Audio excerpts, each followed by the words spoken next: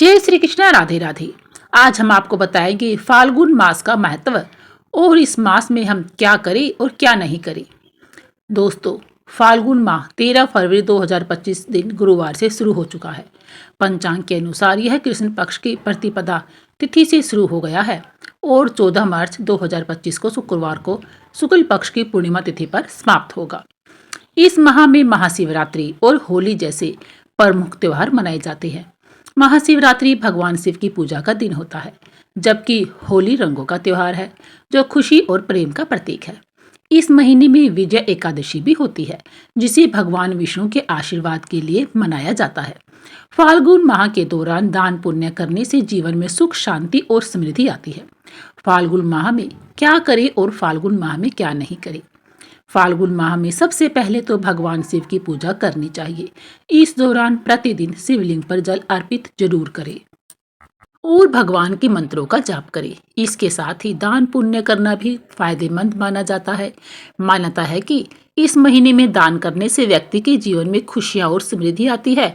इस समय गाय की सेवा करना भी शुभ माना जाता है।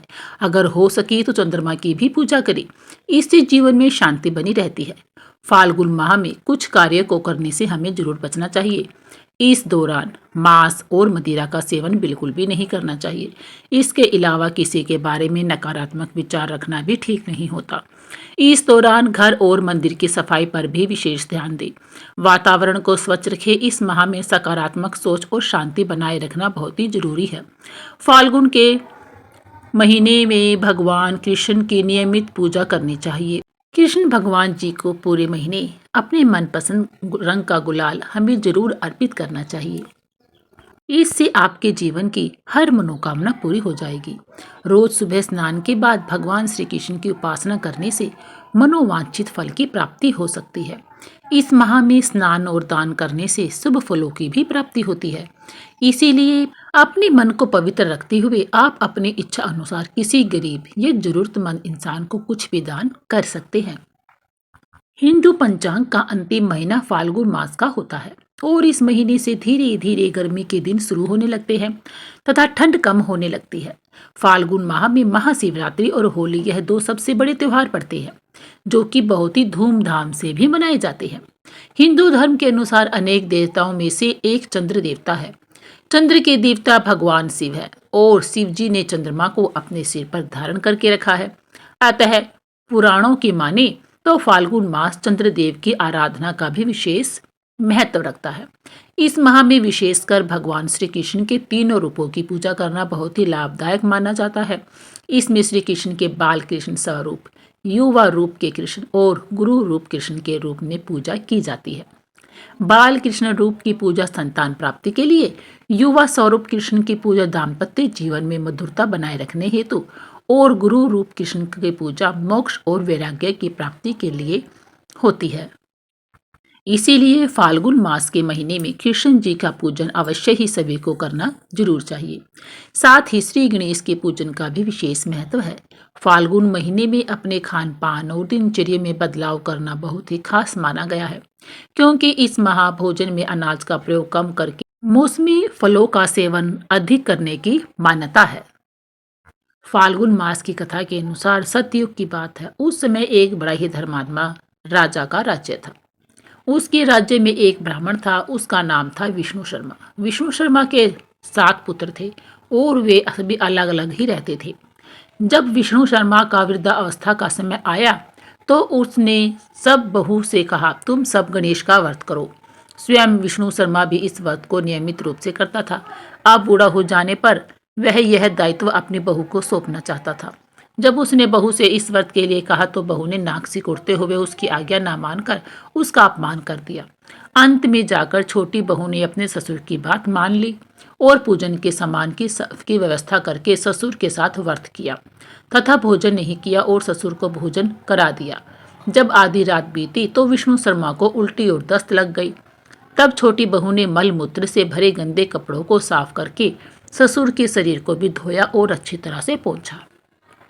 पूरी रात बिता दी, कुछ खाए पिए जागती ही रही। फिर गणेश जी ने उन दोनों पर अपनी कृपा की। ससुर का स्वास्थ्य ठीक हो गया और छोटी बहू का घर धन धान्य से भर गया।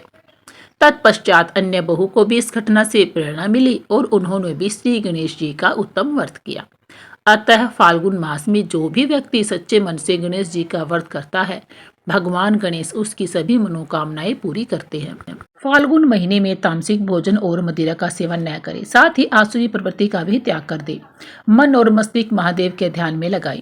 फाल्गुन महीनों को रंगों का महीना भी कहा जाता है। इस महीने में होली मनाई जाती है, इसलिए पूजा में आप कबीर का इस्तेमाल कर सकते हैं। भगवान को कबीर जरूर अर्पित करें। साथ ही रंग बिरंगे वस्त्र भी धारण कर सकते हैं। धर्म पंडितों की माने तो फाल्गुन महीने में सामान्य पानी से स्नान करना श्रेष्ठ कर होता है। इसके लिए फाल्गुन महीने में गर्म पानी से स्नान न करें। इस महीने में मौसमी फलों का सेवन अधिक से अधिक करें। संध्या काल में भी फल का सेवन कर सकते हैं। फाल्गुन महीने में किसी का अपमान ना करें, किसी को कटु शब्द ना बोले और ना ही किसी के प्रति ईर्ष्या और द्वेष की भावना ही रखें। फाल्गुन मास का महीना देवों के देव महादेव को समर्पित होता है। इस महीने में महाशिवरात्रि मनाई जाती है। इसके लिए फाल्गुन में महादेव की पूजा उपासना श्रद्धा भाव से अवश्य ही करें। पूर्णिमा तिथि के दिन पवित्र नदी में स्नान करने का महत्व है। अगर नदी में स्नान नहीं कर सकते तो नहाने के पानी में गंगा जल मिलाकर स्नान अवश्य करें। फाल्गुन पूर्णिमा के दिन ब्राह्मणों को दान अवश्य करना चाहिए। इस दिन भगवान श्री हरि विष्णु जी हम पर विशेष रूप से कृपा करते हैं, इसीलिए श्री हरि विष्णु भगवान और श्री हरि विष्णु प्रिय महालक्ष्मी का विधिवत पूजा अर्चना करनी चाहिए। इस दिन माता लक्ष्मी को सफेद मिठाई का भोग अवश्य ही लगाना चाहिए। फाल्गुन पूर्णिमा के दिन चंद्रमा की पूजा करने का विधान है, इसलिए इस दिन चंद्रमा की पूजा विशेष रूप से जरूर होनी चाहिए। फाल्गुन पूर्णिमा के दिन विष्णु जी की पूजा करने के साथ साथ केले के पेड़ की भी पूजा करें। फाल्गुन पूर्णिमा के दिन किसी को अपशब्द ना बोले और ना ही क्रोध करे। अपने मन पर नियंत्रण रखें। फाल्गुन पूर्णिमा को किसी ब्राह्मण को खाली हाथ नहीं लौटाना चाहिए। पूर्णिमा तिथि के दिन काले वस्त्र न पहने, इससे नकारात्मक शक्तियों का प्रभाव अधिक बढ़ जाता है। फाल्गुन माह में भगवान शंकर की पूजा करना शुभ माना जाता है। यद्यपि इस महीने में बसंत ऋतु रहती है, इसलिए मान्यता है कि इस दौरान नियमित रूप से शिवलिंग पर जल के साथ पीले पुष्प भी अर्पित करने चाहिए। साथ ही शिव जी के मंत्रों का जाप करना चाहिए। ऐसा करने से सौभाग्य में वृद्धि होती है। फाल्गुन मास में श्री कृष्ण जी की उपासना को भी विशेष रूप से मान्यता है। इस माह में की गई भगवान श्री कृष्ण की पूजा विशेष फलदायी होती है। फाल्गुन माह में भगवान श्री कृष्ण और राधा जी पर गुलाल अर्पित करके फाल्गुन के भजन गाने चाहिए। इससे जीवन में सकारात्मकता का संचार होता है। दाम्पत्य जीवन सुखद रहता है। साथ ही घर में धन और वैभव का भी आगमन होता है। फाल्गुन माह में संतान प्राप्ति के लिए श्री कृष्ण के बाल स्वरूप प्रेम और आनंद की प्राप्ति के लिए हमें उनकी पूजा जरूर करनी चाहिए। 9 ग्रहों में चंद्रमा को शीतलता और शांति का सूचक माना गया है। कुंडली में चंद्रमा की अच्छी स्थिति व्यक्ति के मन को शांत रखती है। इस महीने में चंद्रमा को रोजाना प्रणाम कर दूध से अर्घ्य देने से जीवन में चल रही परेशानियों से छुटकारा मिल सकता है। मान्यता है कि ऐसा करने से कुंडली में चंद्रमा की स्थिति मजबूत होती है। इस महीने में अपनी अक्षमता के अनुसार शुद्ध घी के और सरसों का तेल या मौसमी फल, अनाज और वस्त्र आदि का दान जरूर करें। ऐसा करने से पुण्य की प्राप्ति होती है। फाल्गुन माह में होला अष्टक के 8 दिनों में कोई भी मांगलिक कार्य नहीं करना चाहिए। इससे दोष लगता है और कार्य सफल नहीं होते हैं। पूरे फाल्गुन माह में मांस, मछली या नशीली चीज़ों का सेवन बिल्कुल भी ना करें। इसके अलावा अपनी वाणी पर संयम रखें। फाल्गुन प्रेम और उल्लास का महीना है, जीवन में मिठास घोलता है। ऐसे में इस महीना प्रेम पूर्वक व्यवहार करें, मन में बुरे विचार न लाए, दूसरों का अहित न करे, बुरा न करे। इस पावन फाल्गुन मास में दान करने का विशेष महत्व है। कहते हैं कि इस माह में अपनी क्षमता के अनुसार गरीबों या जरूरतमंदों को दान और पितरों को निमित्त तर्पण आदि अवश्य करना चाहिए। आपको यह सभी जानकारी कैसी लगी हमें कमेंट में जरूर बताएं। अच्छी लगी हो तो लाइक करें, शेयर करें, सब्सक्राइब जरूर करें। बोलिए राधे राधे, कृष्णा कृष्णा, हरिओम।